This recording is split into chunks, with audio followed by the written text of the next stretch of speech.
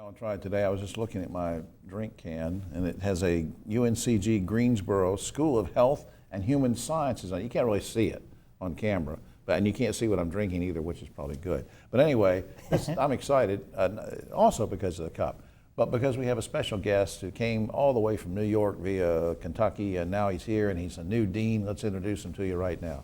Carl Mattacola is Dean of the School of Health and Human Sciences at Uncg. Welcome to the program. Thanks, Jim. And to the area. Thank you very much. I guess the first question is, what brought you to the area? Why come to Uncg? Well, I left, as you said, the University of Kentucky. I was there for 20 years as a faculty member and associate dean, and I learned of the dean's search here at Uncg. I've had some colleagues that I knew over the years, knew the reputation of Uncg, and there are several things that brought me here, quite frankly. One, the reputation of the school, the leadership, Chancellor Gilliam, Dana Dunn, who's our provost, and then many of the values that are specific to Uncg and the School of Health and Human Sciences. Right, and I'm glad you mentioned the school because before I let time get away from us, is there something you can say very briefly about to explain to the public what the School of Health and Human Sciences is all about? Sometimes people aren't sure about terms. I mean, what is the department mean? What does the school mean? Sure, we're a diverse school. We have 8 programs, 8 departments and 2 programs, and it includes everything from communication science disorders, which is speech, community and therapeutic recreation, public health education, social work, peace and conflict studies, kinesiology. So really, we function around health and wellness. Now, let me put you on the spot. Is there at any point, does the school and the various entities within the school have connection with, partnerships with, interface with, or have impact on the community at large? Absolutely. It's one of the things that drew me to UNCG. One is the commitment to diversity, and one is what I call community engagement or translational engagement. So the ability to take what we're doing in the labs and classrooms to the community. And I can give you a couple examples if you'd like. Yeah. We have several.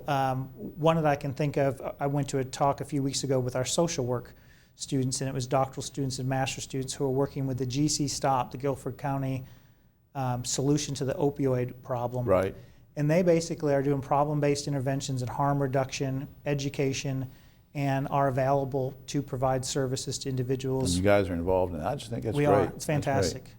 Now, there's some research going on within your school too? We're pretty good. We're pretty good. So we have some really talented faculty. We have, from an instructional standpoint, several of our faculty have won North Carolina State Teaching Awards.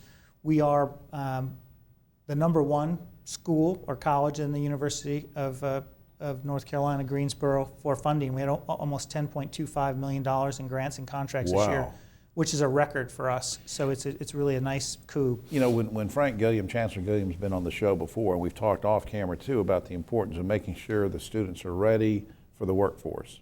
And it's a theme with community colleges as well. It's a theme for everybody. You know, you want to be prepared. You want to have courses that are relevant. So I guess my question, again, to put you on the spot, is there a demand for careers in health and human sciences that you're prepping the folks for? Absolutely. All of our students, or I should say the majority of our students, are provided clinical education experiences, internships.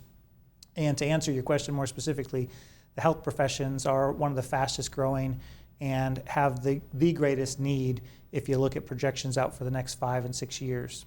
Who or what, I'll ask it this way, who or what maybe had an influence on you to want to go into this kind of field of education? Was it early on? Was it a teacher in high school? That's a loaded question, yes. So my mom was an educator. Okay. So she certainly was a role model for me. I had some really great mentors in my baccalaureate studies, and I had a great mentor in my master's who was an advisor both for me at my master's and doctoral level. Good foundation. Up on screen, some information here, www.uncg.edu/HHS/ and that's for our radio listening audience too. And before we lose all our time, since I mentioned that you worked in the University of Kentucky, hypothetically, if the Spartans play Kentucky in basketball or soccer or golf or something, who are you going to pull for? Hypothetically, they played, actually not hypothetically, they played last year. Yeah. And so as Chancellor Gilliam said, I had to respect the check while I was there, so I had my blue on. If they play this year, I'm going to have to cheer for the Spartans. Yeah, you have to be loyal. Absolutely. All right, I don't know if he's telling the truth, but that's all right. We're going to take it at face value. Hey, thanks for being here. Yeah, thank you very much. Good job. Welcome to the area, and don't be a stranger. I would love to come back. All right, thank you. Thanks a lot. Yeah, take care. We'll be right back.